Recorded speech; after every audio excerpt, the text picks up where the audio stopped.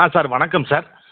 வணக்கம் சார். விசாரணைக்கு அழைத்துச் செல்லப்பட்ட அவர்களை பற்களை பிடுங்கியதாக ஏடிசிபி பல்பீர் சிங் வழக்கில் வந்து பாதிக்கப்பட்ட மக்கள் சார்பாக நீங்கள் ஆஜரானீங்க. நேற்றைய ஆமா. முன்தினம் அவருக்கு பிணை வழங்கப்பட்டது. வழக்கில் ம். நடந்தது என்ன சார்? சார், அதாவது அவங்க சார்ஜ் ஷீட் வந்து போன மாதமே போட்டிருந்துருக்காங்க. அதை பின்னிட்டு வந்து வழக்கில் சம்மந்தப்பட்ட குற்றவாளிகள், அதாவது பல்பீர் சிங் உள்பட 14 பேர், 4 சார்ஜ் ஷீட்டாக போட்டிருக்காங்க. மொத்தமாக வந்து 14 பேர் அக்யூஸ்ட் இருக்காங்க.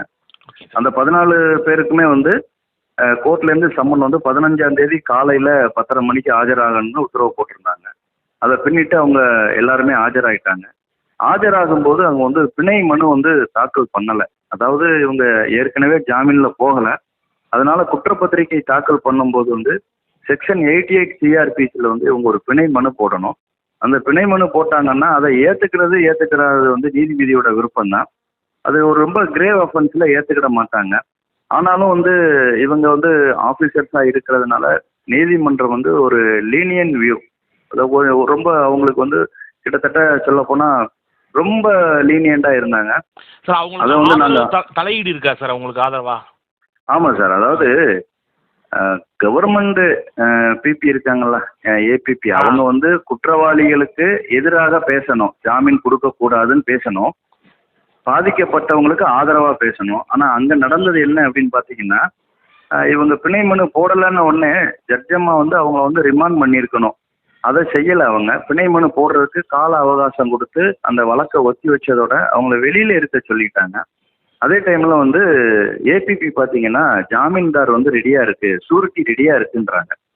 ஷூரிட்டி ரெடியாக இருக்குன்றதை ஏபிபி சொல்லுவாங்களா சார்? ஏபிபி அவங்களுக்கு வழக்கறிஞர், பாதிக்கப்பட்டவங்களுக்கு தானே அவங்க வழக்கறிஞராக இருக்க முடியும். குற்றவாளிகளுக்கு ஆதரவாக சொல்கிறாங்க ஷூரிட்டி ரெடியாக இருக்குன்ட்டு. அப்போ ஏபிபி வந்து ஷூரிட்டி ரெடி பண்ணி வச்சுருந்தாங்களா? இது வந்து சந்தேகமாக இருக்குது. அரசு தரப்பில் குற்றவாளிகளுக்கு தண்டனை வாங்கி தரக்கூடிய வழக்கறிஞர் அவங்க ஜாமீனில் போவதற்காக ஷூரிட்டி ரெடியாக இருக்குன்னு சொன்னாங்கன்னா எதை நோக்கி செல்கிறதுன்னு தெரியல. அதுவே எங்களுக்கு பெரிய அப்செட்டு. அது போக வந்து அந்த 88 சிஆர்பிசியில் உள்ள சட்ட விவரங்களை வந்து நுணுக்கமாக வாதிட்டோம்.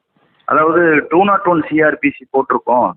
அவர் வந்து பல்பீர் சிங் வந்து அந்த எதிரிகளை அந்த அவங்க விக்டிம் இருக்காங்கல்ல, பாதிக்கப்பட்டவங்களை தாக்குனதுக்குள்ள அந்த கட்டிங் பிளேயரு, ரத்தம் பட்ட உடைகள், கூட்டிட்டு போன காரு, இதெல்லாம் வந்து அவங்க வந்து இது ரெக்கவர் பண்ணலை காவல்துறை. அதனால வந்து பல்பீர் சிங்கை வந்து ஜெயிலுக்கு அனுப்பி கஸ்டடி எடுத்து அதை ரெக்கவரி பண்ணால் மட்டும்தான் இந்த கேஸ் வந்து கரெக்டாக போகும் அப்படின்னா. ஆனால் காவல்துறை தரப்பில் என்ன சொன்னாங்க, சிபிசிஐடி தரப்புலன்னா செக்ஷன் 201 போட்டிருக்கோம் ஐபிசி, அதாவது தடயங்களை அவர் மறைக்கிறாரு, விசாரணைக்கு ஒத்துழைக்கலன்னு சொல்லி அந்த செக்ஷனை போட்டிருக்கோம், அதுவும் ஒரு குற்றம் தான் சொன்னாங்க. அப்போ நாங்கள் கேட்டோம், இவரை வந்து 41 சிஆர்பிசி படி சம்மன் கொடுத்து போலீஸ் விசாரணைக்கு அழைக்கிறாங்க. அங்கே ஒருத்தர் தடயங்களை மறைத்தா அவர் வந்து விசாரணைக்கு ஒத்துழைக்க மறுத்ததாக அர்த்தம்.